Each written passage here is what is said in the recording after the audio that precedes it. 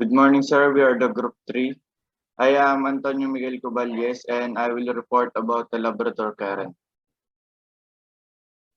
So this is the location of the Labrador Current in the chart. First topic is the chart location.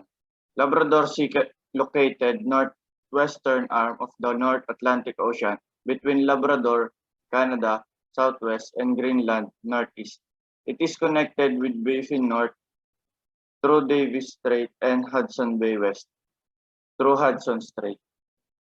So the description of Labrador Current is a cold ocean current flowing southward from the Baffin Bay along the coast of Labrador and turning east after intersecting with the Gulf Stream. The fog characteristic of Labrador is created when warm Gulf Stream air meets the cold water of the Labrador Current. The weather condition. The current is cold and has low salinity. It maintains temperature of less than 32 Fahrenheit or 0 and salinities in the range of 30 to 34 parts per 1,000. The Labrador Current is limited to the continental shelf and reaches depth only slightly greater than 2,000 feet or 600 meters. Resulting weather to land. The cold water of Labrador Current does have a moderating effect on the climate of the coastal land in its path, making the summer there cooler and winter more severely cold. The numerous icebergs in the path of the Labrador Current often act as a barrier to the safe passage of ships. The speed of the current. Speed of the Labrador Current are about 0.3 to 0.5 ms -1 along the shelf edge. Current speed of the 0.3 to 0.5 ms -1. Its density. Using the JMR data, Suntop assessed the transport water temperature and density at roughly 53° north of the Labrador coast. The data come from the Ocean Observatory that typically consisted of 5 moored stations set up between 1997 and 2014. The behavior of the current. The Labrador Current is limited to the continental shelf and reaches depth only slightly greater than 2,000 feet or 600 meters. Its volume of water transport varies between about 125 million and 190 million cubic feet per second and annually carries several thousand icebergs southward. Its benefit to marine life and to the nearby life. The Labrador Current also has a marked moderating effect on the climate of the island and coastal Labrador, especially in summer. Cool temperatures and fog are common, in turning affecting coastal vegetation. Coastal vegetation, which plays an important role in stabilizing the surface against wind erosion and provides habitat for wildlife. Warm current or cold current. The current is cold and has low salinity. It maintains temperature of less than 32 Fahrenheit or 0 degrees Celsius and salinities in the range of 30 to 34 parts per 1,000.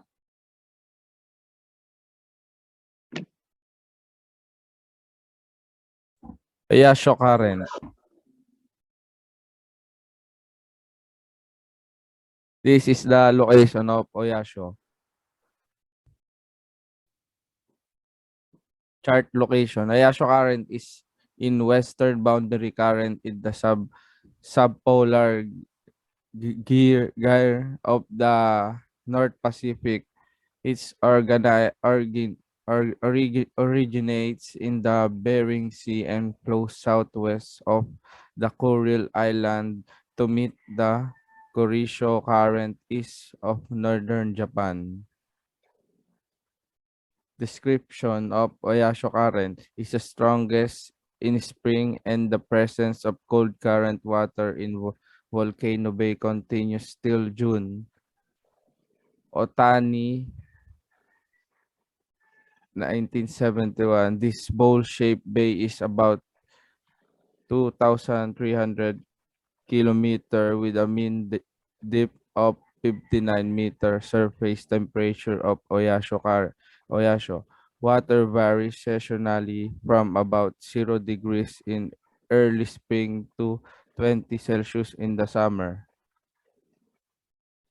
Weather condition. Under the current climate condition, the Ayasho front roughly follows 5 Celsius isotherm at 100-meter depth, and Kuryasho front roughly follows 14 to 15 Celsius isotherm and 200-meter depth.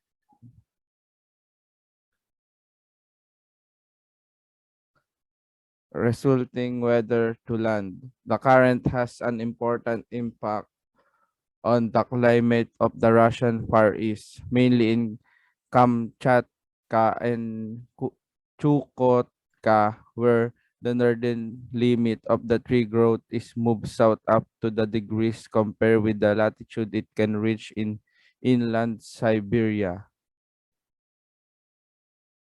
Speed of the current. The current flows at least less than 0.5 milliseconds. It is cold 4 to 5 Celsius at 200-meter depth and has a low salinity 33.7 to 34 parts per thousand.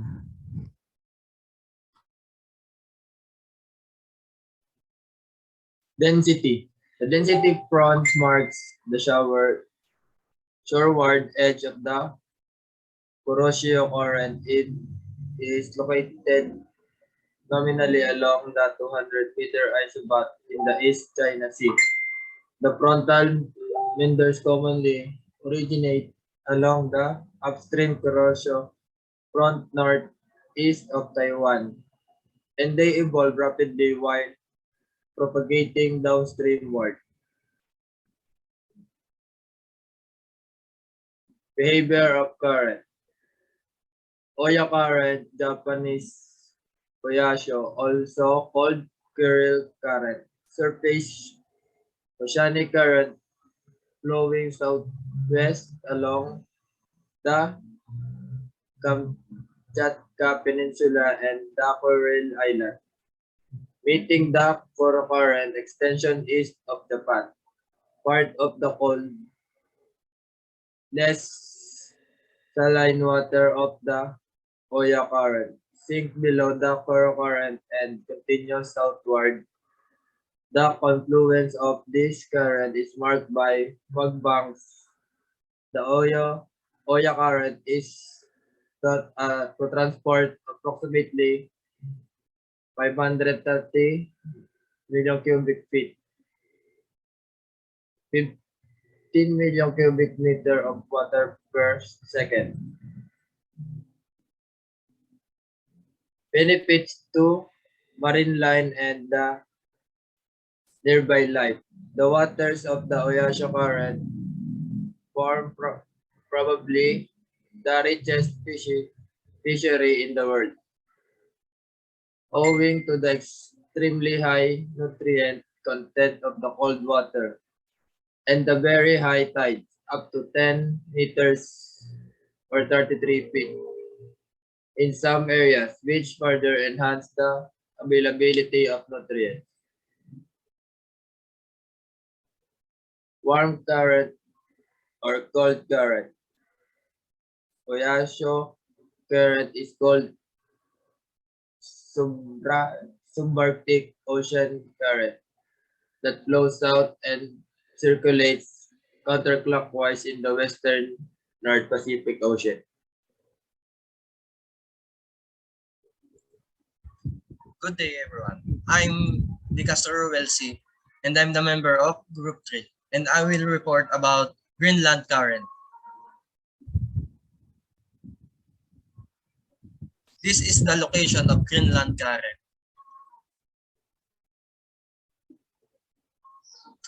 Chart location. The East Greenland Current, EGC, is a cold, low salinity current that extends from Strait -80 north to Cape Farewell -60 north.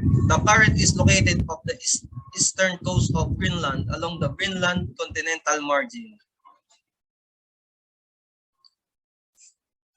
Description: Greenland Current, surface oceanic current a combination of a polar sea surface drift, return flow of the North Atlantic Current, and intermediate current waters.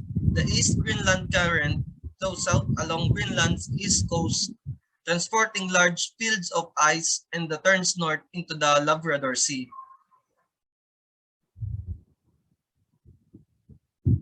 Water condition. Its temperature remains above 0 degrees Celsius, while its salinity increases with the depth from about 34 PSU to a value between 34.88 and 35 PSU. It is usually reaches this maximum value at about 400 meter, a depth below which the salinity remains fairly constant. The final water mass, the deep water, is found below 800 meter. Its temperature is less than 0 degrees Celsius and its salinity is between 34.87 and 34.97 PSU. The polar water of the EGC originates in the Arctic Ocean, while the deep water masses circulate cyclonically. Resulting weather to land. Initial results show a lot of warm Atlantic water on the Greenland shelf the past few months, while the polar water continues to be warmer in summer due to the sea ice decline. Both are important processes that will lead to delayed sea ice formation and likely a thinner sea ice cover this winter. We carried out the yearly hydrographic section across the strait at 78.8 degree north, where we sampled Arctic waters to understand the effect of climate change on the origin of the surface freshwater, nutrient distribution, carbon export, and ocean acidification.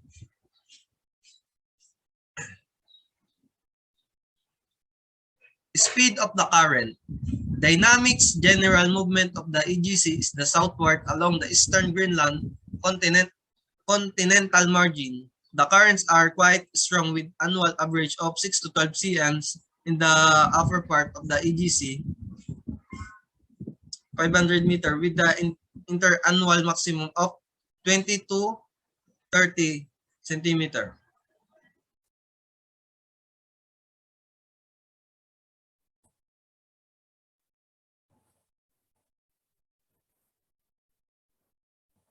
I am just curving CATANAN density. The East Greenland Current flows southward along the eastern coast of Greenland from straight 79° north to Cape RUEL 60° north via the Greenland Sea,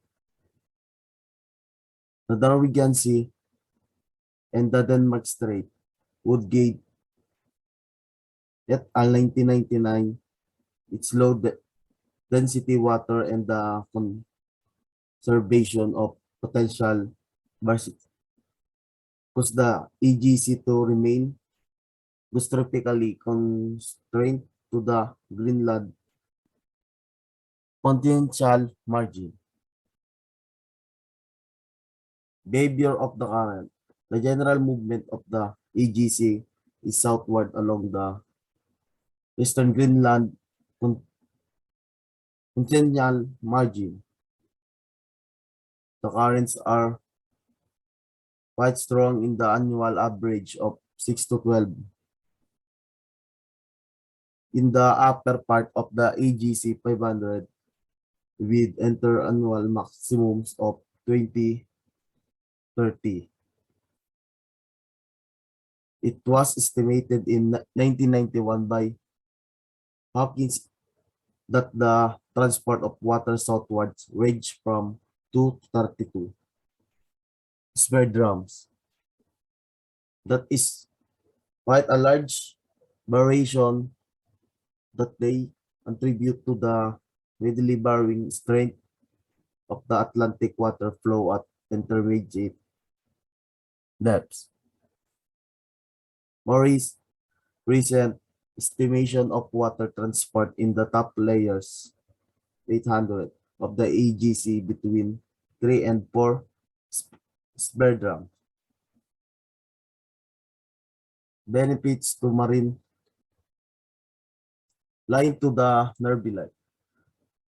The current is the major importance because it directly connects the Arctic to the Northern Atlantic. It is a major contributor to sea ice export out of the Arctic, and it is a major freshwater sink for the Arctic. The East Greenland Current flows south along Greenland's east coast, transporting large fields of ice, and then turns north into the Labrador Sea. The current mix with the warmer Erminger and Norwegian currents, creating excellent fishing grounds near the coast of Iceland and portion of the Norwegian Sea. Warm current or cold current. The East Greenland Current, EGC, is a cold, low, saltine current that extends from Strait 80 north